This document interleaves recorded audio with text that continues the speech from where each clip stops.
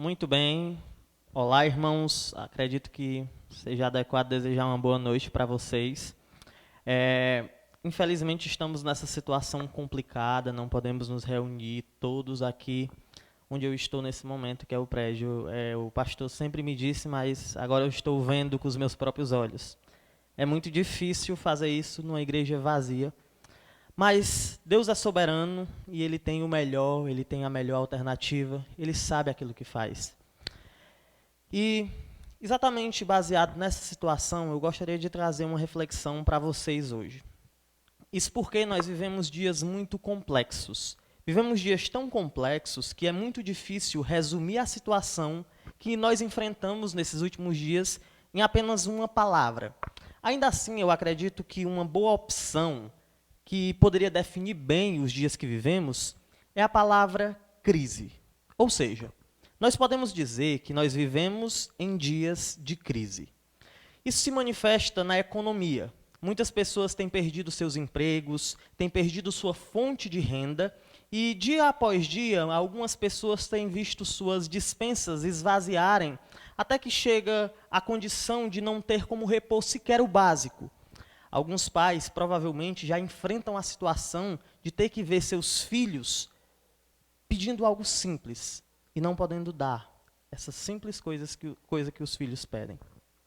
Nós vemos relatos de pessoas que saem de casa cedo, da tarde, e dispostos a enfrentar uma noite inteira em uma fila, na expectativa de talvez no próximo dia serem atendidos numa agência bancária para sacarem o dinheiro que tem lá.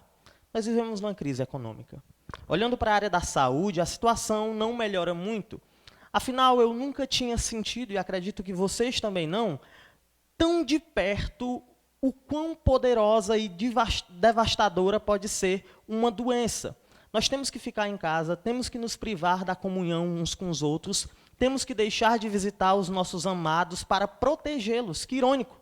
Quem diria que no ano passado, qual pessoa no ano passado poderia afirmar que não ir para a casa dos seus pais ou dos seus avós seria um ato de amor? Se isso não fosse o suficiente, ainda estamos diante de um risco real do sistema de saúde, um colapso do sistema de saúde. De partir o coração, irmãos. É de partir o coração ouvir dia após dia o número de óbitos só aumentando no nosso país. Muitos desses que morrem são pessoas sem Jesus. Nossa saúde também está em crise. Podemos destacar também que vivemos em meio a uma crise política. Vemos os três poderes que deveriam governar o país em harmonia ou algo do tipo, atacando-se entre si. O legislativo ataca o judiciário, que por sua vez ataca o executivo, é terrível. No meio do povo, a população está polarizada. Pessoas dos mais diferentes espectros políticos ocupam o mesmo espaço, às vezes até a mesma casa, e começam a brigar. São brigas atrás de brigas, problemas atrás de problemas. As famosas fake news se espalham muito rapidamente e muitas pessoas vivem até um sistema que assemelha-se muito, se não podemos até afirmar categoricamente que é uma idolatria no seu coração em relação a determinados políticos. Nós vivemos numa crise política. Em meio a esse caos social, em meio a essa crise, em meio a essa situação delicada, nós corremos o risco de deixar o nosso coração se desesperar. Nós podemos perder a perspectiva correta, fechar os olhos para o caminho adequado e deixar a nossa alma vacilante dizer: e agora? E agora, o que será de mim? E agora, o que será do meu país? E agora, o que será desse meu Brasil que eu amo tanto? Meu Deus, e agora? Só vemos notícias ruins na TV, só vemos nuvens escuras. Onde estão os resplandecentes raios do sol da justiça? Será que existe um modo de passar por esta crise em paz? Em meio a esses questionamentos que talvez já surgiram, ou que poderão surgir no seu coração, devemos saber que a palavra do nosso Deus tem um refrigério, um socorro bem presente para todas as angústias de nossa alma, até mesmo para esses momentos de crise. Tendo isso em vista, nessa breve meditação que eu compartilharei com os irmãos essa noite, gostaria que vocês meditassem um pouco numa esperança que talvez seja estranha ao mundo, mas que deve ser comum a nós. Uma esperança que brota, que flui, mesmo no meio das crises.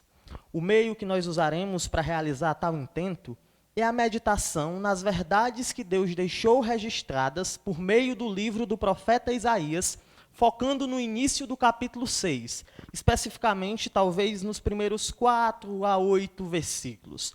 A partir desse texto nós extrairemos pelo menos pelo menos 2 verdades que devem trazer esperança para nós, mesmo em meio à crise.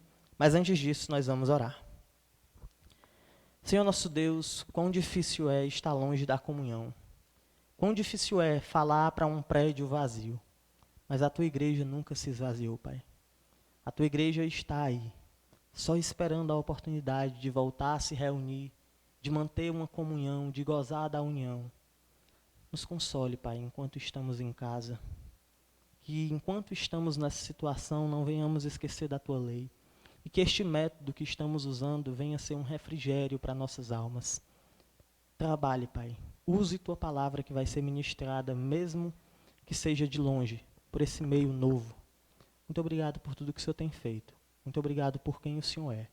Nos ajude, Pai, é o que te rogamos em nome de Jesus Cristo. Amém. O ano, provavelmente, era 740 a.C. Naquele ano, um dia, amanheceu um pouco mais cinzento. O céu não demonstrava a alegria tão comum, as ruas de Jerusalém não exibiam o calor humano tão tradicional.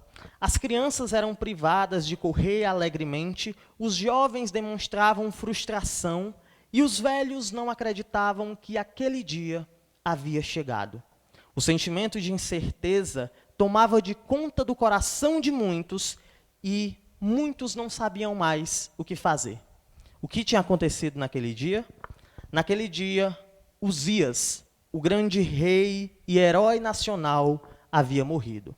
Ele havia reinado durante as últimas décadas, tinha feito um trabalho sensacional, abençoando o povo com um reavivamento. Deus, por sua vez, olhando para a fidelidade do rei, fez o povo prosperar e a situação tornou-se, em um determinado momento, maravilhosa. Até que Uzias vacilou. Uzias caiu. Perto do fim da sua vida, o orgulho entrou no coração do rei, de modo que ele, deixando-se cegar pelo orgulho, profanou a santidade de Deus que estava sendo manifesta pelo templo. Ele entendeu que os sacerdotes não eram maiores do que ele e quis fazer a função que lhes era de direito.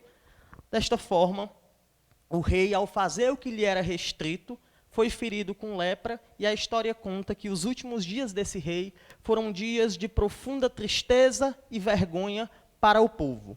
Até que, enfim, neste fatídico dia, ele morreu. Enquanto o povo chorava a morte do rei, um homem decidiu ter um lugar mais adequado para o seu luto, um lugar mais adequado para apresentar suas incertezas diante de Deus. Esse homem resolveu ir até o templo, e o seu nome era Isaías. Isaías não sabia, mas depois daquele dia, sua vida nunca mais seria a mesma, porque ali, naquele lugar, a crise que ele estava envolto, a crise em que ele estava imerso, seria trocada por uma grandiosa esperança.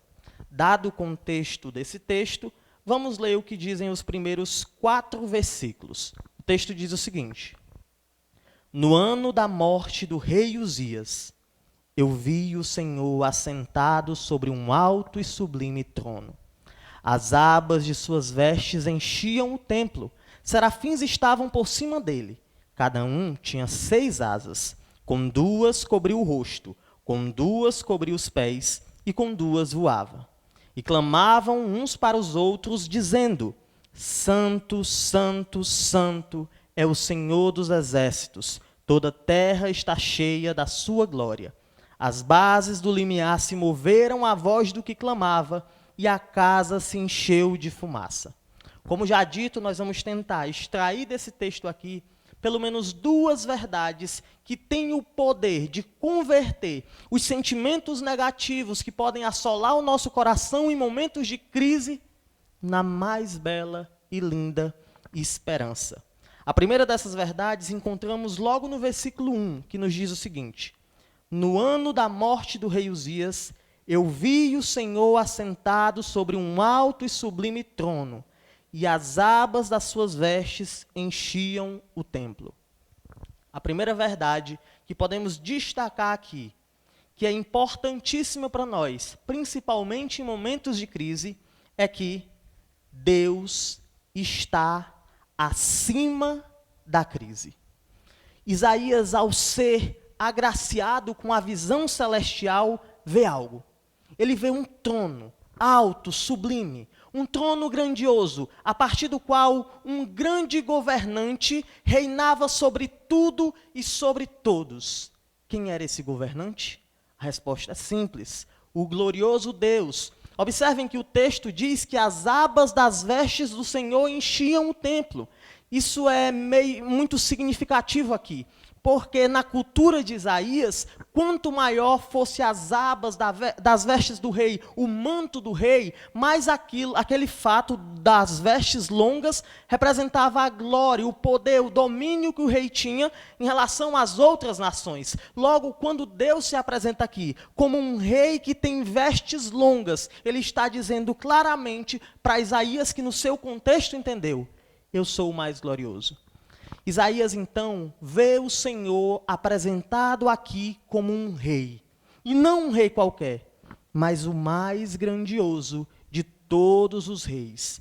Deus não podia ser comparado a Isaías. Ele não podia ser colocado no mesmo patamar que Isaías.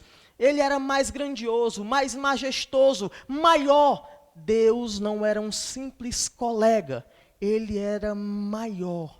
Ele não era um mero companheiro, ele não era um inativo espectador que apenas acompanhava os fatos sem poder intervir.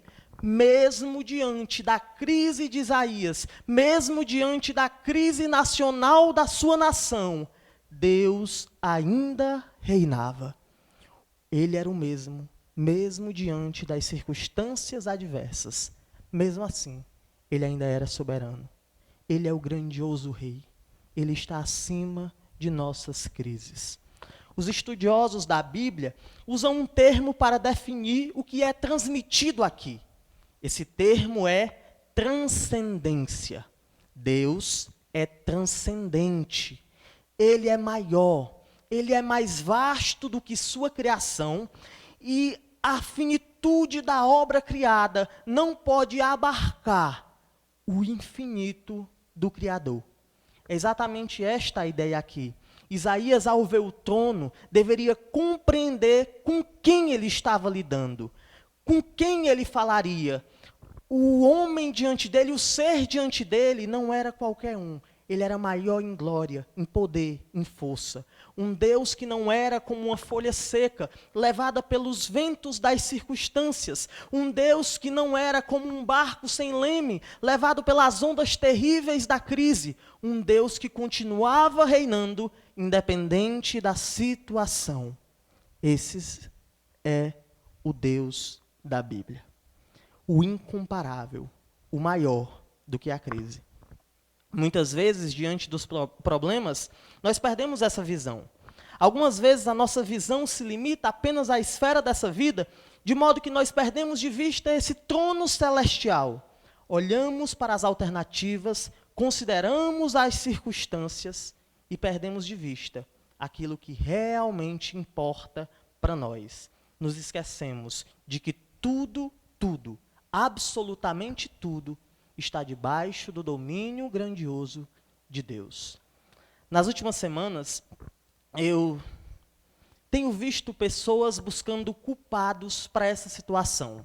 Alguns querem culpar países, outros querem culpar políticos ou governantes, outros querem culpar sociedades secretas milenares, por incrível que pareça.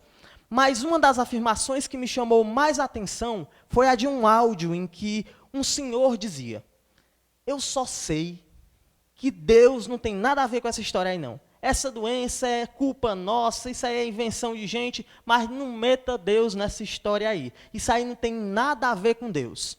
Esse tipo de pensamento, irmãos, é um tipo de pensamento que gera desespero.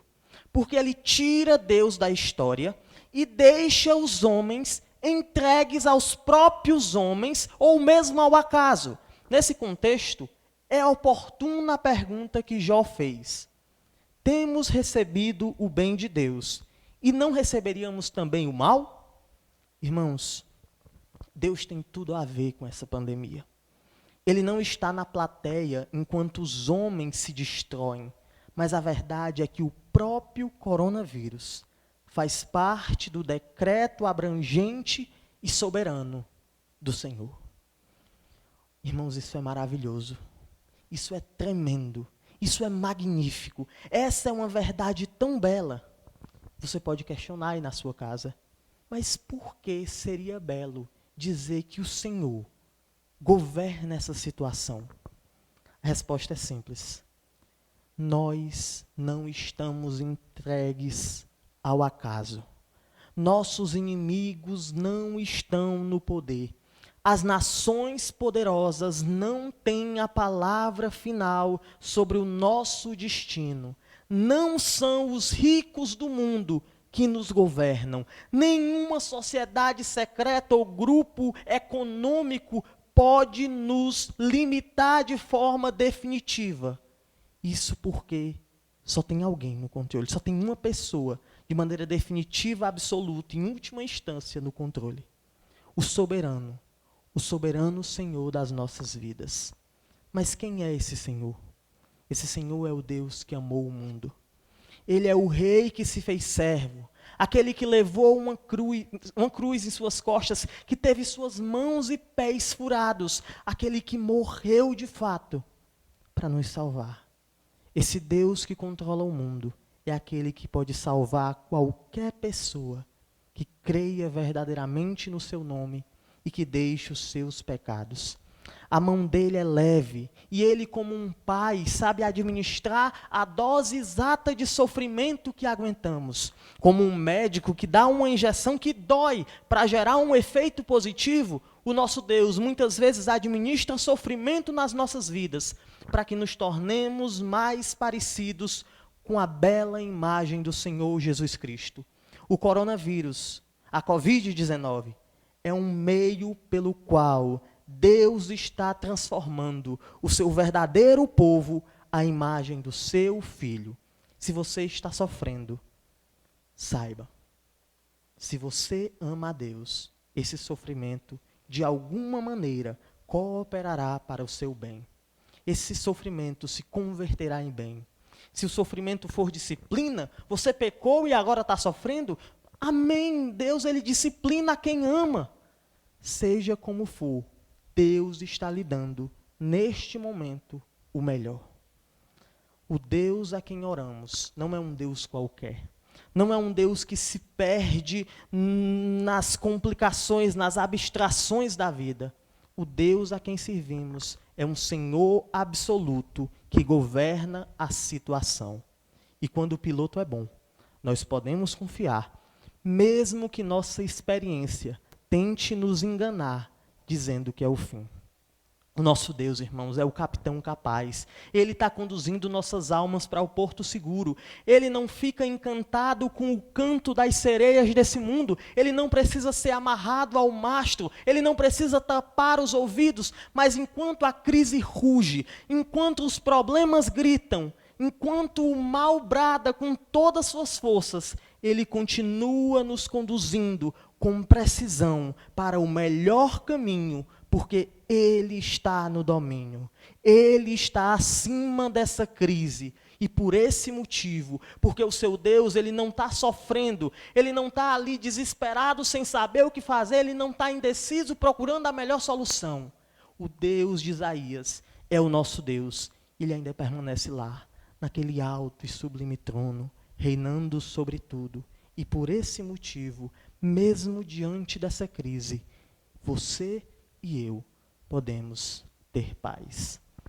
Em primeiro lugar, vimos que Deus está acima da crise.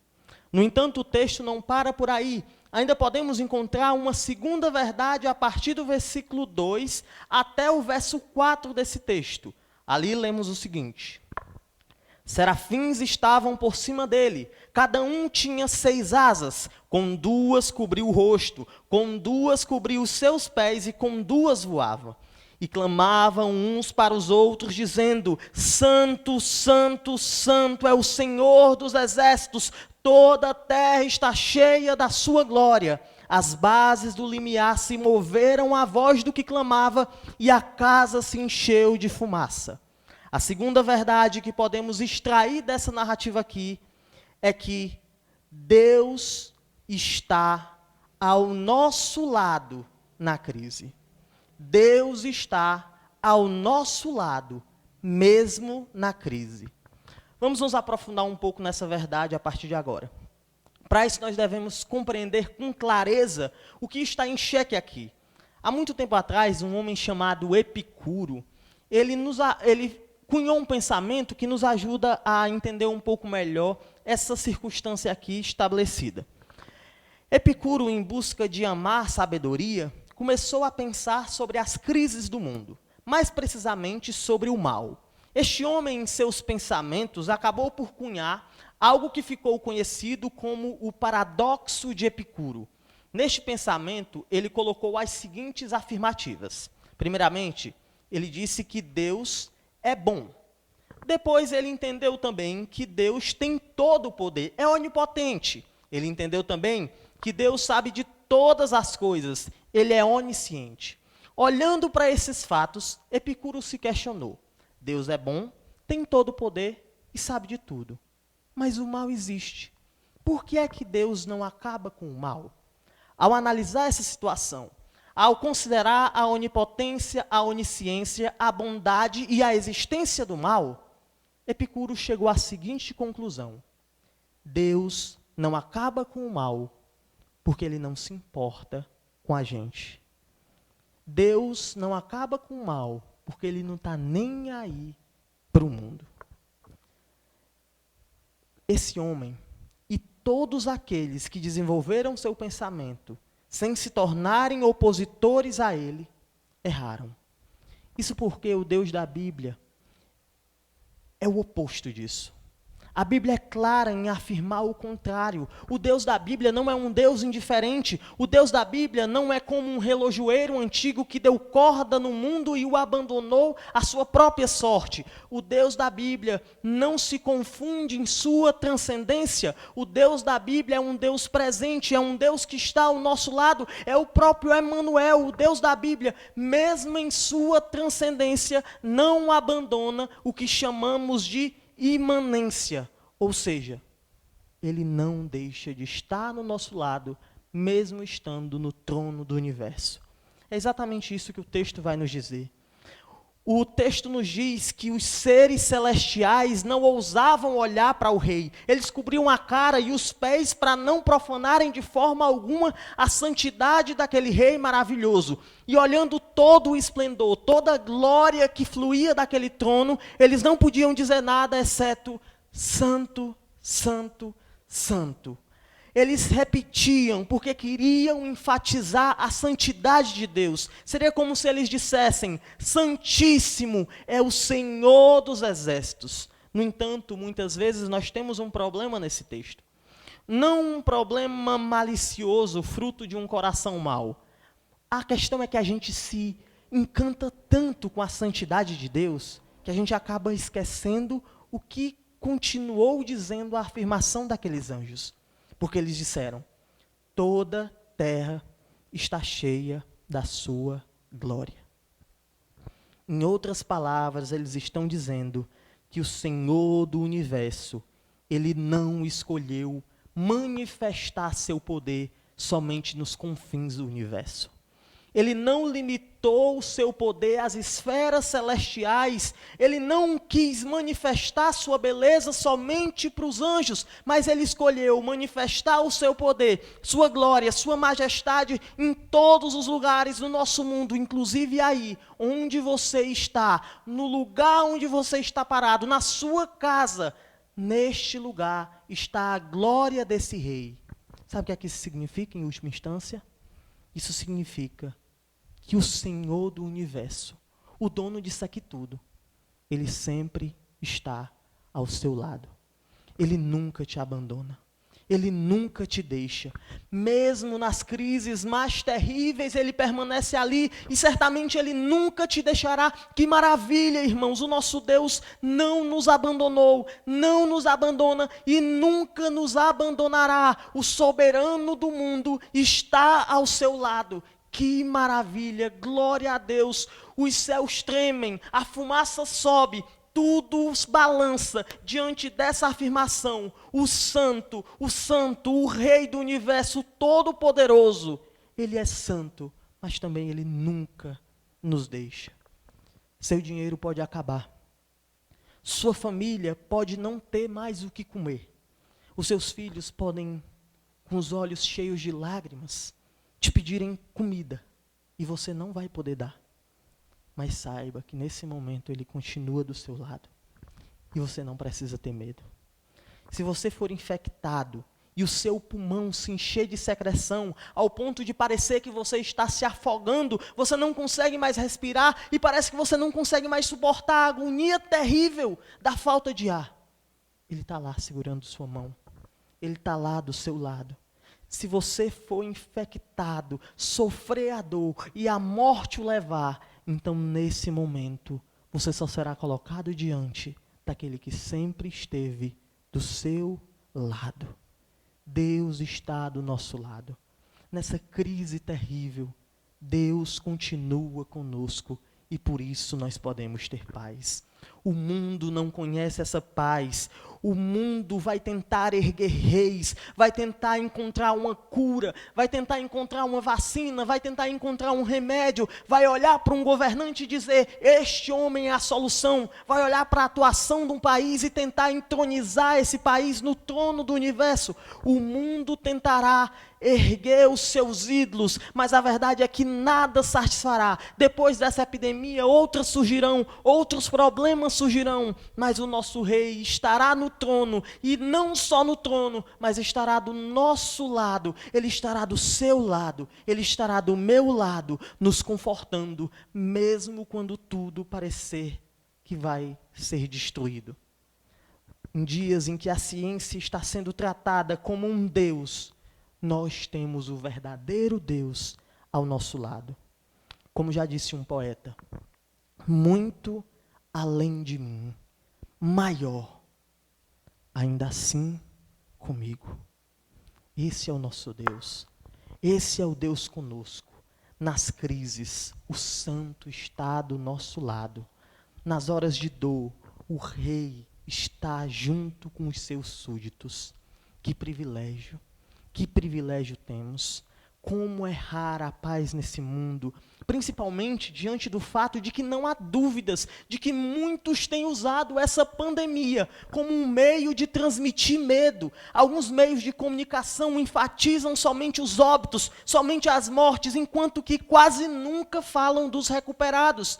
Outros têm usado claramente essa situação como um jogo político. Não podemos negar esse fato, mas, de fato, seríamos ignorantes se disséssemos que esse mal não é verdadeiro. Sim, esse mal é verdadeiro. Estamos diante de uma epidemia real e perigosa. Por isso nós devemos tomar cuidados.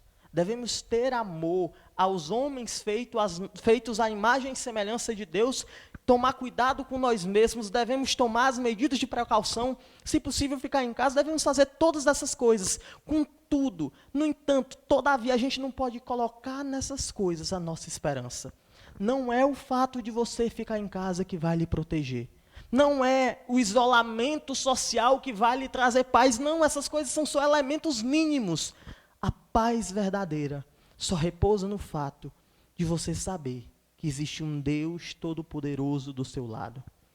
Essa presença desse Deus não vai encerrar a guerra. Essa presença desse Deus não vai pôr um fim na tempestade, não vai cancelar o perigo. Contudo, mesmo na tempestade, o fato de Deus estar do nosso lado garante que poderemos sorrir. Mesmo nas adversidades, mesmo nas tribulações, mesmo quando o mundo parece cair ao nosso redor, Deus estando do nosso lado, somos vencedores, porque a promessa que Ele nos fez, o fato que Ele atestou, foi que teríamos aflições, mas a vitória é dele. E o fato do vencedor estar do nosso lado, o fato de termos depositado nossas vidas nos pés do vencedor, nos torna vencedores por tabela. E já é suficiente. Não podemos deixar a crise nos derrotar, mas devemos usar o que sabemos sobre Deus para, mesmo em meio à crise, fortalecermos nossa esperança. Não somos crianças abandonadas ao léu. Não somos crianças deixadas na rua para o primeiro que queira levar. Nós temos um pai cuidadoso, que nunca nos deixou e que nunca nos deixará. Esse pai não é qualquer um. Ele não é um vendedorzinho da rua. Esse pai não é um mero governante humano. Ele não é só o Senhor do mundo, não. Ele é o rei de tudo. Os demônios tremem quando ouvem o nome do nosso Senhor. A doença cessa, a morte, a poderosa morte, que encerrou tantos, não pôde o vencer. E o próprio inferno, um dia será lançado por ele para o lugar de separação. Irmãos, esse é o nosso Deus. Esse é o nosso maravilhoso Deus. Não duvide, descanse. Vivemos em crise? Sim, mas temos uma esperança maior do que a crise. Dizem que enfrentamos um inimigo invisível. O nosso aliado invisível é muito maior. Sabendo disso, baseado nesse conhecimento de Deus, Isaías, ele adotou para si uma mudança de vida. Ele não saiu do seu encontro com o Senhor indiferente. Ele não saiu dali como alguém que olha o seu rosto no espelho e depois de pouco tempo esquece aquilo que viu. Isaías saiu daquele encontro, ele tomou essas verdades para si e modificou sua vida. Observem bem o que diz a continuação do texto. Versículo 5 diz: Então eu disse, ai de mim, estou perdido, porque sou homem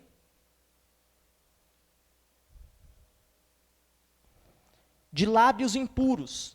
Habito no meio de um povo de impuros lábios, e os meus olhos viram o Rei, o Senhor dos Exércitos. Então um dos serafins voou para mim, trazendo na mão uma brasa viva que tirara do altar com uma tenaz. Com a brasa tocou a minha boca e disse: Eis que ela tocou os teus lábios, a tua iniquidade foi tirada e perdoado o teu pecado.